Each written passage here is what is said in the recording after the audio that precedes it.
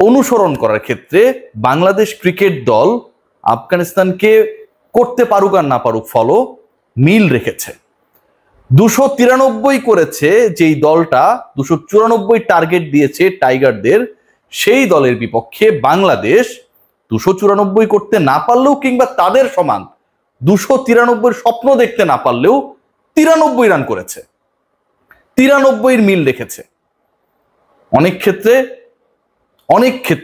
ক্ষেত্রে এই দলটা আজকে যেভাবে আমাদেরকে লজ্জিত করেছে, বিব্রত করেছে, অপমানিত করেছে, বাংলাদেশের ক্রিকেট নিয়ে 11 জন ক্রিকেটার যারা মাঠে খেলেছে, কোচিং স্টাফের সদস্য যারা প্ল্যানিং করেছে, বাংলাদেশ ম্যানেজমেন্টের সাথে জড়িত যারা এই দলকে লিড করেছে, প্রত্যেকেই 18 কোটি বাঙালির ইজ্জত নিয়ে আজকে ছেলে খেলা করেছে। একটা দল আগের ম্যাচে 109 অল আউট হয়ে গেছে, সেই দলটা আজকে 100 করতে পারে নাই। বাংলাদেশ 50 ওভার ক্রিকেটে 30 ওভার খেলতে পারে না। বাংলাদেশি ব্যাটিং লাইন আপে 11 জন ব্যাট করতে নেমেছে, একজন ছাড়া কেউ ডাবল ডিজিটে যেতে পারে নাই। রানগুলো কত জানেন? শুনুন। সাইফ হাসান নাম্বার 1, যিনি মানে 1 নম্বরে যিনি ব্যাট করতে নেমেছেন, তিনি করেছেন সর্বোচ্চ 43। তার ব্যাট থেকে এসেছে সর্বোচ্চ 43, সবচেয়ে বেশি 3টা উইকেটও তিনি নিয়েছেন। আর সেকেন্ড হাইয়েস্ট রান যে আসছে সেটা এসছে আমাদের 10 নম্বর ব্যাটার হাসান মাহমুদের ব্যাট থেকে 9। বাদ বাকি যারা রয়েছেন কেউ করেছেন 7, 3, 7, 6, 0, 2, 4, 5, 9, 2 এক্সট্রা হচ্ছে 5। বাংলাদেশ দলের নতজানু পারফরমেন্স, পরের ওয়ার্ল্ড কাপে বাংলাদেশ সরাসরি খেলতে পারবে কি পারবে না এই নিয়ে যখন সব জায়গায় আলোচনা, এই জায়গায় যখন ডিসকাশনস, বাংলাদেশ ক্রিকেট বোর্ড গতকাল একটা মিডিয়া রিলিজ দিয়েছে সবাইকে টেনশন মুক্ত করার জন্য, ভার মুক্ত করার জন্য। ক্রিকেট বোর্ডের মিডিয়া উইং এর দারুণ কর্মকাণ্ড আমি বলতে পারি। আরো বাংলাদেশের 8টা সিরিজ রয়েছে, 24টা ম্যাচ রয়েছে। বাংলাদেশের এই 24 ম্যাচের উপর ডিপেন্ড করবে পরবর্তী বিশ্বকাপে, 27 বিশ্বকাপে সরাসরি খেলবে কি খেলবে না সেটা নির্ধারিত হবে।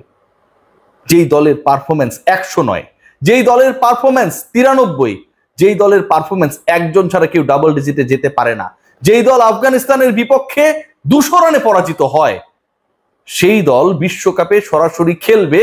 এবং এই সরাসরি খেলার জন্য এখনো 24 ম্যাচ বাকি। ক্রিকেট বোর্ড যখন এরকম একটা মিডিয়া রিলিজ পাঠায়, আমার কাছে মনে হয় ক্রিকেট বোর্ড, বিসিবি নিজেই নিজেকে বিব্রত করে, লজ্জিত করে। আজকের এই ম্যাচটা খেয়াল করে দেখুন, বাংলাদেশ 294 টার্গেটে ব্যাট করতে নেমেছে, শেষ 2 ওভারে 44 রান দেওয়া হয়েছে। নাহিদ রানা বল করতে পারলো না, মেহেদী হাসান মিরাজ তার অবশিষ্ট 4 বল করার দায়িত্ব নিয়ে ওই 4 বলে দিলেন 22 রান। যিনি সবচেয়ে সাকসেসফুল সাইফ হাসান, তাকে আনাটা ক্যাপ্টেনের যেমন ক্যারিশমা, তাকে কন্টিনিউ করতে না পারাটা ক্যাপ্টেন মিরাজের ব্যর্থতা। বল করেছেন সাইফ, উইকেট নিয়েছেন 3টা, একটা মেডেন নিয়েছেন, কিন্তু তাকে আনইউজড রেখে দেওয়া হলো শেষ পর্যন্ত। বাংলাদেশ দলের এই যে খেলা, বাংলাদেশ দলের এই যে সিচুয়েশন, এখানটা আপনি খেয়াল করে দেখেন খুব ইন্টারেস্টিং কিছু পার্ট ছিল।